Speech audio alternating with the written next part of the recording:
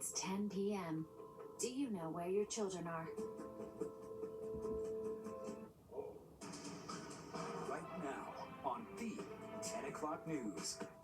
It is time to make a stand. A rowdy crowd awaits the New York Yankees as they return home for Game 3 of the World Series. Fans hoping home field advantage will give the Pinstripes the boost they need to reverse the tide.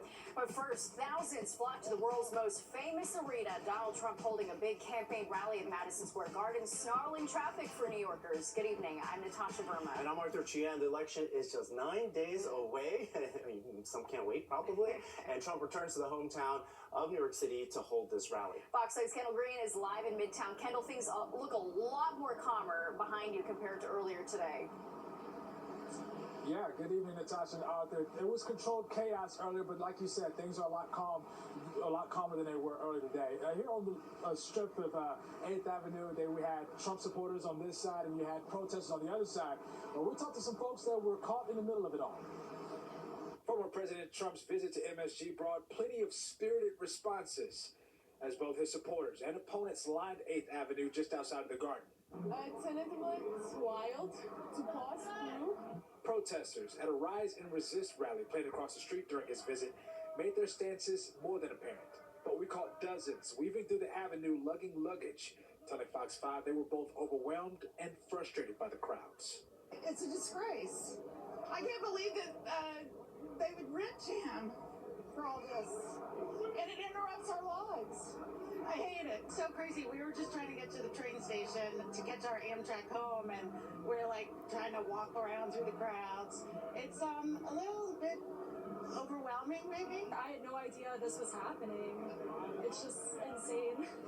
But for this family visiting New York City from overseas, in some ways they admired the passion inspired by American politics. It's a great experience being here and seeing everyone really, motivated by politics and things. So actually, we've enjoyed dragging our suitcases through the crowds and hearing both sides of the argument here. Completely wild. We don't politics doesn't ever get this big where we are. You wouldn't have huge rallies and things like this. So it's just absolutely insane. As those in the city who are accustomed to living in controlled chaos, with a consequential election looming.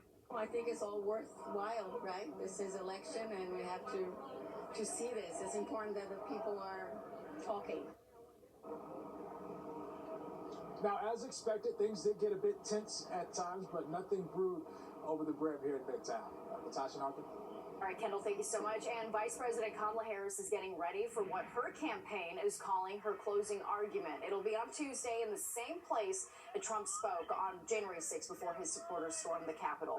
Today, Harris crisscrossed Philadelphia, energizing minority voters, telling them they can't sit on the sidelines. In addition to visiting a church, the VP went to a barbershop and a bookstore that specializes in African-American history. She also stopped at a Puerto Rican restaurant.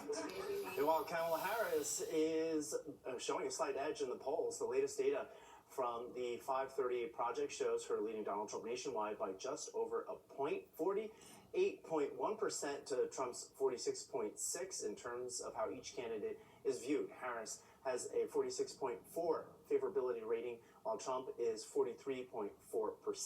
And early voting continues after yesterday's record-breaking turnout in New York City. The Board of Elections says it was the biggest day one of early voting ever. So far across all 5 boroughs, more than 257,000 people have cast their ballots. Early voting runs through November 3rd. Election Day is November 5th. Now to the latest out of the Middle East. Israel